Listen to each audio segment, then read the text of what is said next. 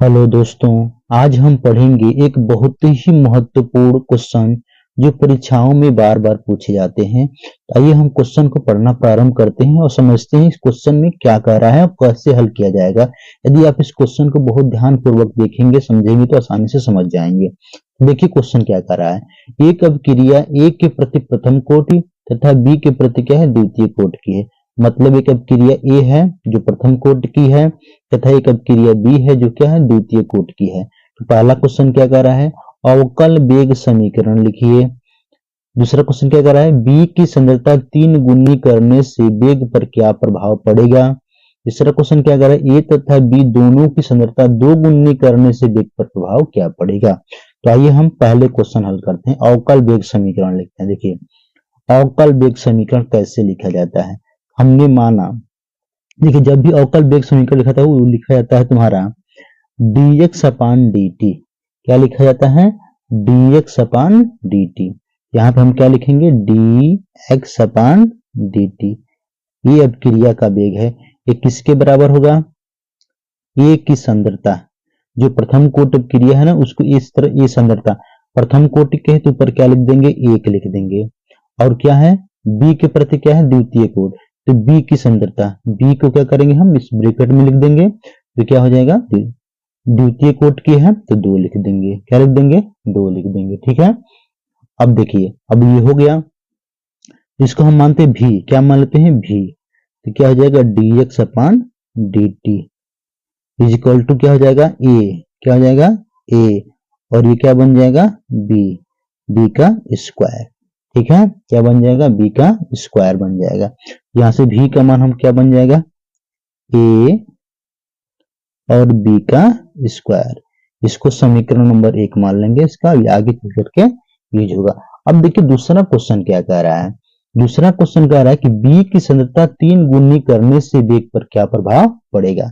चलिए दूसरा हल देखते हैं। दूसरा क्वेश्चन, दूसरा का आंसर देखिए, दूसरा का आंसर कैसे लिखेंगे।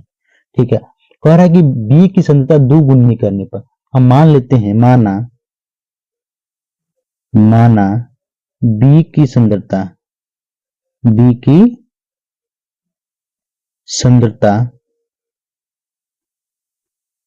गुनी करने पर, बी की सांद्रता 3 गुनी करने पर अभिक्रिया का वेग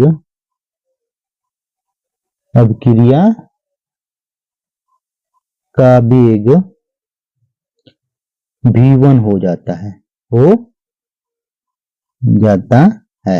तो देखिए क्या होगा, तो क्या लिखेंगे, v1 बराबर a में कोई परिवर्तन नहीं हो रहा है।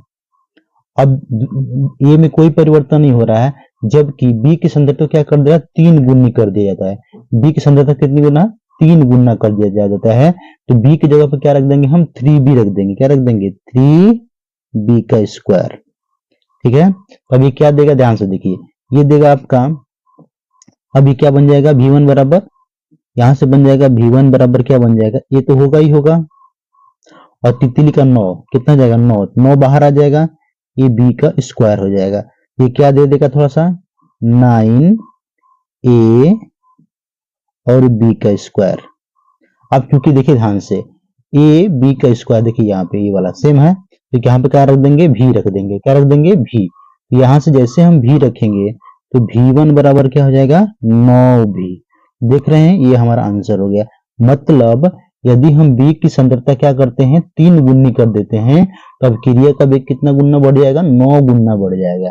अतः यहाँ पे लिख देंगे, अतः b की सांद्रता 3 गुनी करने पर, b की सांद्रता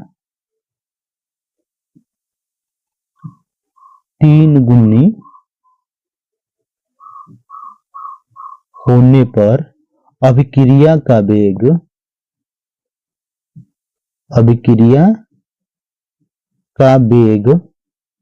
9 गुना बढ़ जाएगा। कितना गुना बढ़ जाएगा, 9 गुना बढ़ जाएगा। ठीक है, ये हमारा आंसर हो गया। तीसरा का आंसर देखते हैं। तीसरा क्वेश्चन क्या कह रहा है। तीसरा क्वेश्चन ये कह रहा है, थोड़ा ध्यान से देखिएगा, तीसरा क्वेश्चन ये कह रहा है कि ए तथा बी दोनों की सांद्रता 2 गुनी कर देने पर वेग पर क्या प्रभाव पड़ेगा। तो चलिए देखते हैं। अब इसमें वही मानेंगे, माना ए एवं बी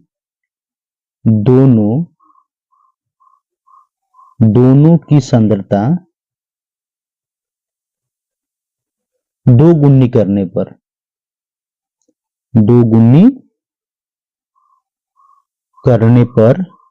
वेग v3 हो जाता है। क्या होता है? v3 हो जाता है। तो कैसे लिखेंगे, थोड़ा आएंगे। यहाँ पे हम v3 लिख लेंगे। अब ये कितना गुना हो जा रहा है? 2 गुना। ये कितना गुना हो जा रहा है? 2 गुना। तो क्या लिखेंगे यहाँ पे? 2a लिखेंगे। क्या लिखेंगे? 2a। अब प्रथम कोटि है तो पावर एक ही रहेगा, जबकि b कितने गुना हो जा रहा है? 2 गुना। b भी कितना है? 2b। इस पे स्क्वायर है तो स्क्वायर लिख देंगे। अब थोड़ा ध्यान देंगे तो क्या बनेगा? 2a बन जाएगा। क्या बन जाएगा? 2a। यहाँ पे क्या बन जाएगा? 2 गुना का 4, 4b का स्क्वायर हो जाएगा।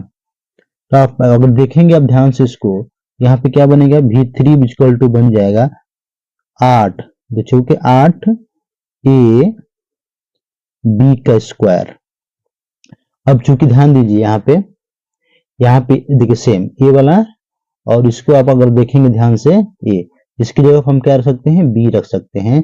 तो v3 इक्वल टू क्या हो जाएगा? 8v। मतलब यदि हम ए और बी दोनों की सांद्रता 2 गुनी कर देंगे तो अब क्रिया का वेग कितने गुना बढ़ जाएगा? 8 गुना बढ़ जाएगा। तो यहाँ पे लिख देंगे, अतः ए एवं बी की सांद्रता 2 गुनी करने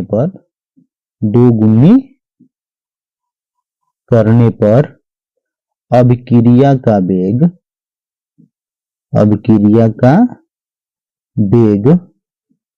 8 गुना बढ़ जाएगा। 8 गुना बढ़ जाएगा। ये हमारा आंसर हो गया। Thank you very